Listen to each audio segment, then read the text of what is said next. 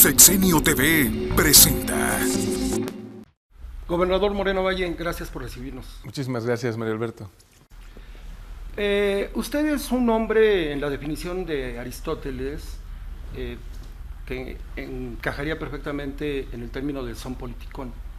En ese sentido llama la atención que en su mensaje político del primer informe haya decidido renunciar a hacer política partidista, de aparecer en mítines, de apoyar candidatos públicamente, como lo han hecho muchos gobernadores y presidentes durante la historia de este país.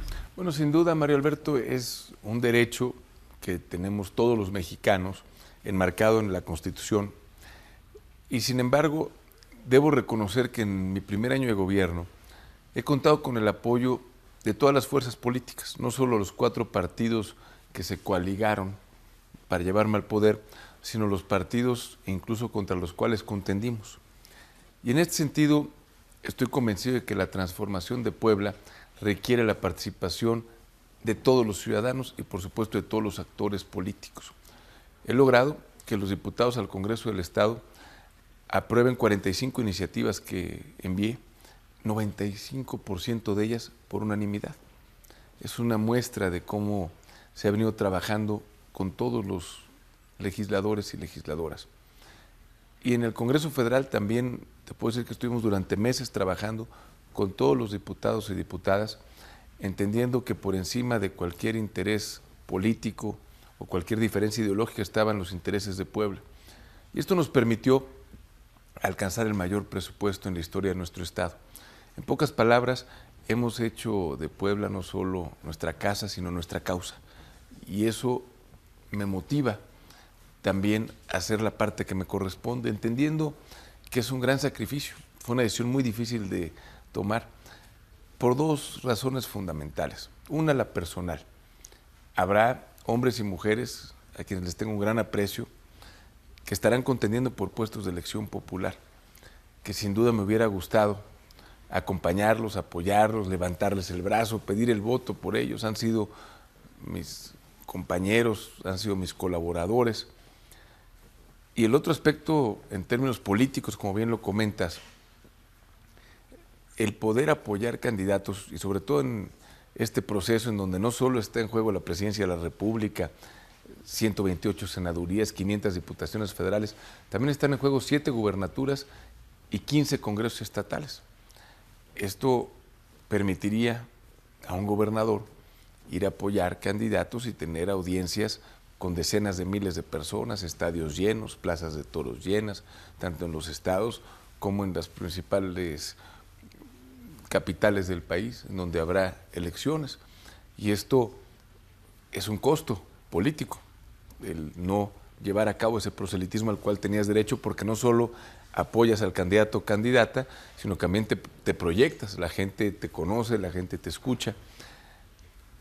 Entonces, independientemente de esos 2 aspectos, el político y el personal, tuve que tomar esta decisión pensando en Puebla, pensando en que por encima de mi interés personal o de mi interés político están los intereses de mi estado. Y que como gobernador yo tengo que mantenerme, como hasta ahora, como un interlocutor válido con todas las fuerzas políticas, con todos los partidos políticos.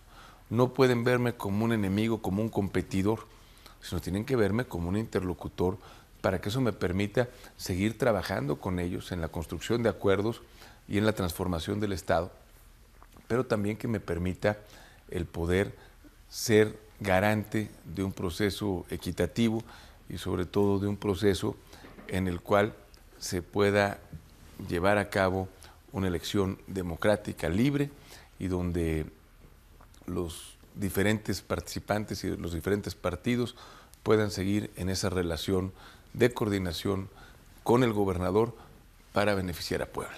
Lo curioso es que cuando usted hizo su anuncio, los dirigentes de los partidos nacionales que estaban presentes, que eran la mayoría de los dirigentes, aplaudieron, pareciera un contrasentido, ¿no?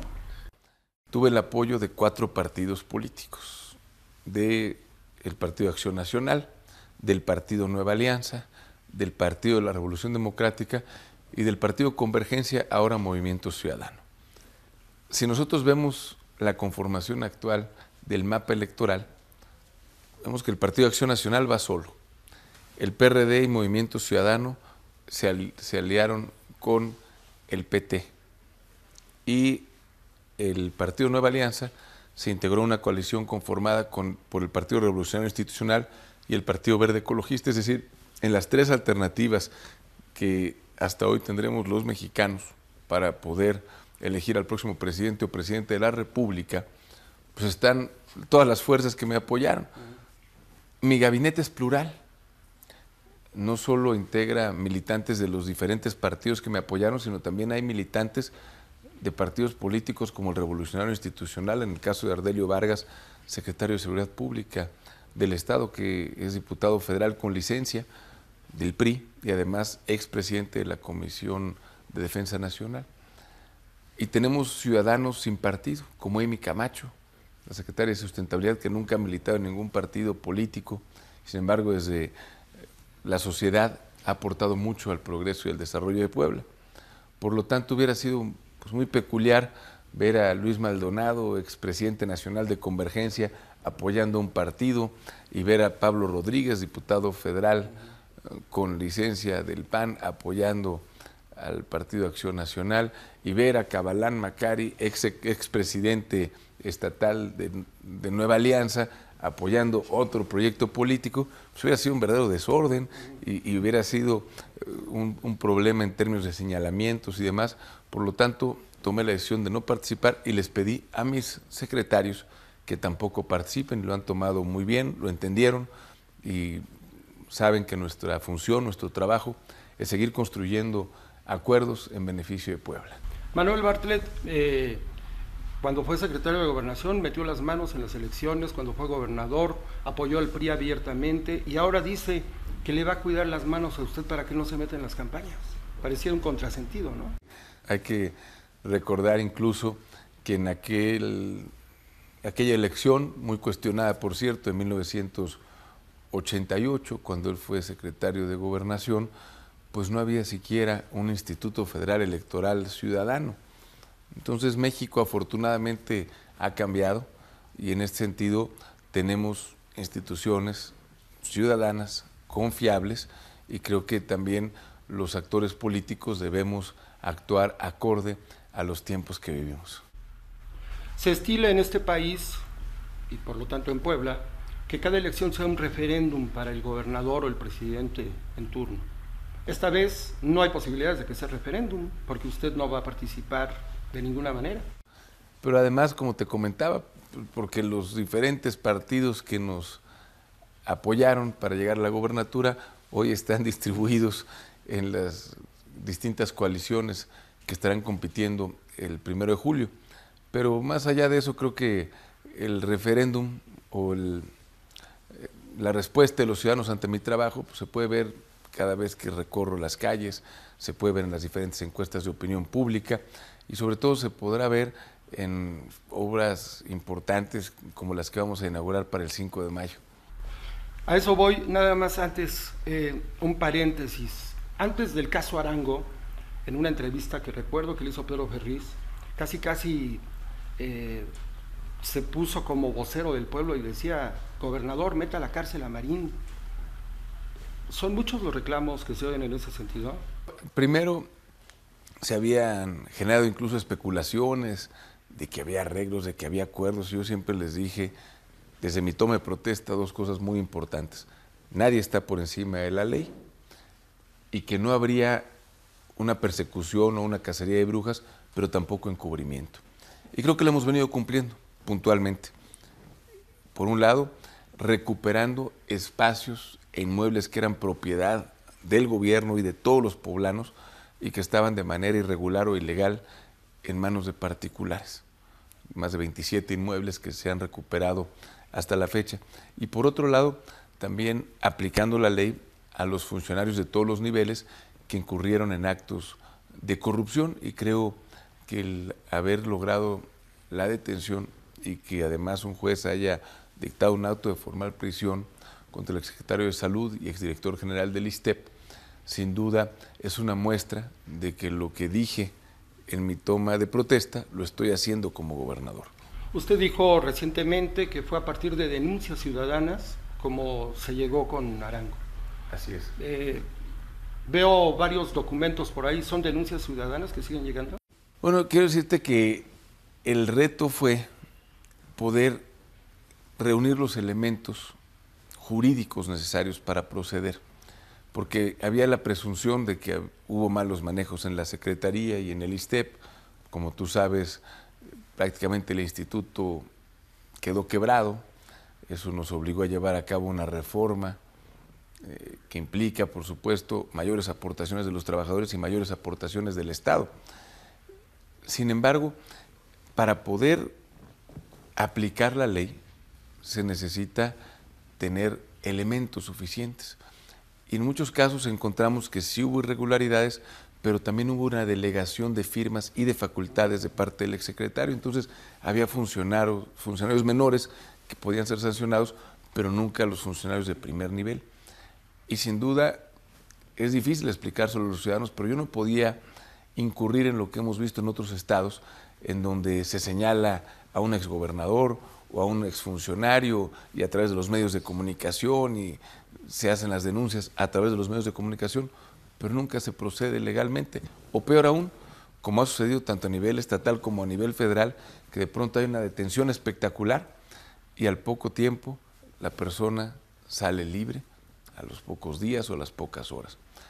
Y además deja con un mal sabor de boca a todos, porque habría la presunción de que había una culpabilidad, y entonces que la gente empieza a desconfiar del sistema, y eso es muy grave. Por eso nosotros a muchos ciudadanos les decíamos, si me dan elementos, con gusto procedemos. Y como no los encontrábamos de manera directa, aunque se sigue investigando sobre el desempeño administrativo del exsecretario, logramos a través del delito de enriquecimiento ilícito poder comprobar que hubo un delito. Y esto fue gracias a algunos ciudadanos que nos hicieron comentarios acerca de propiedades que se habían adquirido, que nos permitieron entonces llevar a cabo una investigación, documentar los hechos y por supuesto demostrar que había una declaración patrimonial de inicio que se presentó, que estuvimos revisando las declaraciones de modificación patrimonial año con año, donde no se declaraban estos inmuebles, y obviamente el valor de estos inmuebles que estaban a su nombre y nombres de sus dependientes no podía justificarse con los ingresos que había percibido como funcionario. Entonces son procesos, y por eso es importante siempre la denuncia ciudadana, y también entender que no se puede aplicar justicia con base en chismes, se necesitan pruebas. Guardando las proporciones, usted tuvo un arranque de sexenio muy similar, pienso, al de Carlos Salinas de Gortari. Pero con una diferencia: Salinas de Gortari buscaba legitimarse en su primer año por la elección complicada del 88. ¿Qué le hizo tener este ritmo? Bueno, pues tal vez son circunstancias distintas, como bien se comenta, tal vez ahí fue buscar legitimarse. En mi caso fue cumplir con las altas expectativas que había de los ciudadanos. Al haber alternancia por primera vez en la historia de Puebla, se esperaba mucho de mí y de mi gobierno. Y por supuesto que para mí es un enorme reto todos los días responder a la confianza de millones de personas, cientos de miles de personas que votaron por mí, más de 1 millón de personas que me dieron esa oportunidad y el más alto honor al que puede aspirar un poblano, que es gobernar su estado. ¿Cuántas obras tiene cuantificadas en este primer año? Una inversión total de alrededor de 7,000 millones de pesos. Esto incluye, por supuesto, obras de agua potable, de drenaje, de electrificación, las grandes carreteras, los grandes distribuidores viales. Adicionalmente tenemos 1,000 millones de pesos de inversión en infraestructura educativa, 600 millones de pesos en infraestructura y equipamiento en el sector salud, y también, por supuesto, la inversión en vivienda, aunque esa no es una inversión directa de recursos del Estado, sino es coinversión con programas federales, y principalmente se hace a través de créditos con instituciones como el Infonavit, pero que nos permitió tener 26,000 300 viviendas nuevas y más de 15,000 mejoradas. O sea que vamos a seguir viendo este ritmo durante los 6 años. Por supuesto, Mario Alberto, bien comenta el señor presidente Felipe Calderón que en el gobierno los días son muy largos y los años son muy cortos y realmente se va pasando el tiempo y los rezagos son ancestrales y las áreas de oportunidad son enormes, pues hay que aprovecharlas. Si realmente aspiro a ser el mejor gobernador en la historia de Puebla, no puedo dejar pasar un minuto o un día sin estar precisamente trabajando para lograr ese objetivo, y en ese sentido tengo diferentes metas y tiempos. Hay un proyecto de gran visión y de largo alcance que tiene evidentemente metas de largo, de mediano y de corto plazo, medibles. La primera aduana fue a los 100 días, cuando hicimos un recuento de los 41 compromisos que hice el día de mi toma de protesta y pudimos demostrar que se cumplieron todos los compromisos que había yo planteado.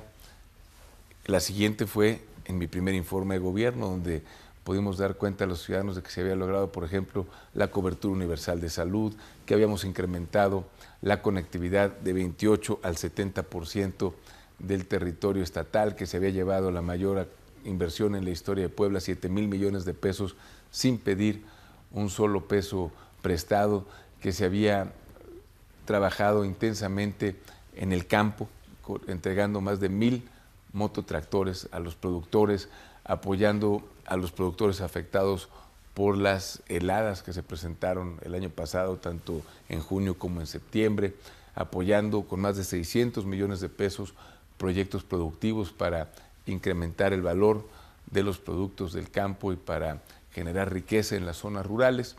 Y todo esto lo pudimos ver como parte de un informe detallado de los avances a un año de gobierno. La siguiente etapa viene el 5 de mayo. El 5 de mayo vamos a tener que cumplir con una serie de metas que parecían tal vez inalcanzables cuando las planteé, pero que estamos en tiempo para cumplirlas. Por ejemplo, el viaducto Zaragoza. Por supuesto, el viaducto Ignacio Zaragoza en sus 2 etapas, la que entronca con la carretera México-Puebla, también la que está entroncando con la diagonal Defensores de la República, el paso deprimido de la 5 de mayo que da con el Boulevard Zaragoza, también por supuesto el rescate de toda la zona del Centro Cívico-Cultural 5 de mayo, y por supuesto estaremos también para esa fecha ya estando con el hospital de Tecamachalco funcionando, con el puente de Momoxpan concluido en la recta Cholula. Estaremos también con la posibilidad de inaugurar la Academia Nacional de Policía Ignacio Zaragoza, que es la única en la cual hay inversión de la Iniciativa Mérida, que nos permitirá entrenar a nuestros policías y a los policías de todo el país. Para ese día vamos a poder caminar por los 5 kilómetros del Paseo Ribereño para poder llegar hasta el Parque Metropolitano, en lo que antes era el Valle Fantástico.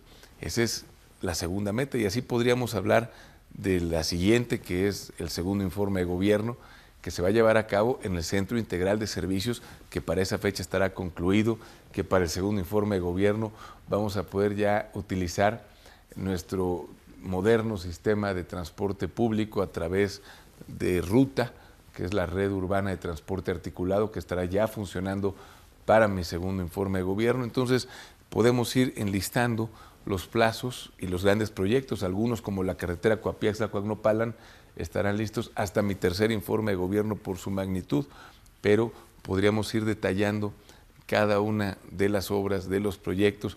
El segundo año nos toca el puente Huauchinango, de tu tierra vamos a tener un puente extraordinario que está ya presupuestado y aspiramos a que esté listo para el segundo informe de gobierno. En materia turística, el primer año nos fijamos como objetivo lograr que Zacatlán fuera pueblo mágico. Este año vamos a lograr que Pahuatlán sea reconocido como pueblo mágico. Tenemos el rescate de la ex hacienda de Chautla como uno de los proyectos que estamos desarrollando en este año, que estará listo para mi primer informe, para mi segundo informe, así como para el primer informe estuvo listo el rescate de la constancia mexicana en su primera etapa y estará listo en su segunda etapa para el 5 de mayo. ¿Hasta dónde quiere llegar, gobernador? Dicen algunos que su próxima parada se llama Los Pinos. Mira, mi objetivo es ser el mejor gobernador en la historia de Puebla. Eso fue el ofrecimiento que le hice a mis paisanos y a mis paisanas y estamos en ruta para poder cumplirlo y creo que esa es la mayor satisfacción que podemos tener, cumplir con la palabra empeñada y sobre todo cumplir con las expectativas que se generan durante una campaña, cumpliendo con los compromisos, como con los créditos a la palabra de la mujer, como los apoyos a los adultos mayores en complemento del programa 70 y más federal, como la entrega de mototractores, como la entrega de 11.500 computadoras a los mejores promedios de las universidades públicas que se estará ampliando ahora a las primarias, secundarias y bachilleratos. Son compromisos muy claros que hice durante la campaña y también la mejora en indicadores, los compromisos que dije que cumpliría o renunciaría, como por ejemplo mejorar en los indicadores de corrupción y buen gobierno del Instituto Mexicano de la Competitividad. Estábamos en el lugar 27, hoy estamos en el 15, solamente después de un año de gobierno. Entonces, creo que el objetivo es cumplir con los ciudadanos para poder ser el mejor gobernador en la historia de Puebla. Y ya posteriormente veremos qué sigue, pero no podemos estar pensando en el futuro, sino tenemos que estar trabajando en el presente. ¿Qué le dice su abuelo, que fue gobernador de Puebla, don Rafael Moreno Valle? Sin duda está muy orgulloso, muy contento, y precisamente en materia de política él siempre me ha dicho que lo que hoy es, mañana tal vez no sea, y que lo que hoy parece no ser, mañana tal vez sí sea, y por eso me ha dicho, y tiene toda la razón, que en la política lo que hay que hacer es trabajar y entregar lo mejor de uno, trabajar con honestidad, con eficiencia, con compromiso social, poder trascender a través de nuestra obra, de nuestras acciones y entender que en política lo que manda son las circunstancias, que las circunstancias muchas veces son impredecibles y están fuera de nuestro control y que por eso, más allá de estar tratando de entrar en esquemas futuristas, hay que concentrarnos en lo que hay que hacer hoy, porque lo único que tenemos es la oportunidad del día de hoy de hacer las cosas. Ya día con día pues, tienes que ir renovando compromisos y renovando objetivos, pero para mí es una gran oportunidad y para mi abuelo una gran satisfacción ver que estoy continuando con su ejemplo de servicio, con su ejemplo de honestidad, con su ejemplo de conducción de un Estado por el camino del progreso. Una última pregunta, gobernador. ¿Qué les dice a todos aquellos que dicen que en su gobierno no hay transparencia? Yo simplemente les diría que mi gobierno presentó por primera vez en la historia de Puebla, junto con los diputados de todas las fracciones parlamentarias, una iniciativa para cambiar la ley de transparencia de Puebla, que era la número 27 del país, era de las peores. Y estoy seguro que ahora tenemos una de las mejores leyes de transparencia.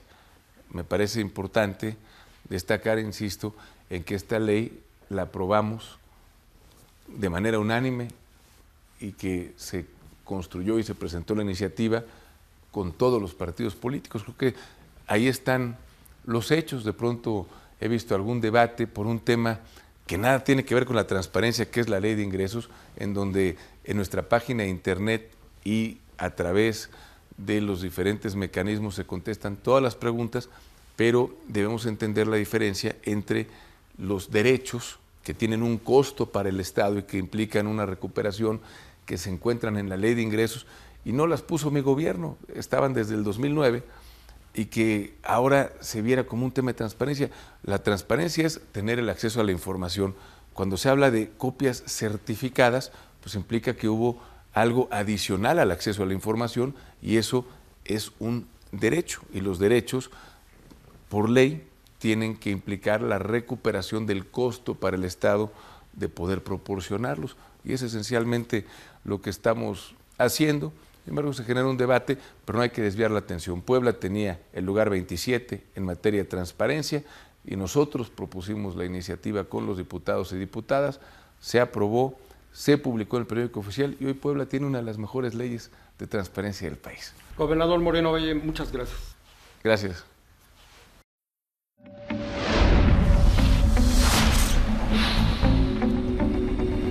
Esto fue Sexenio TV.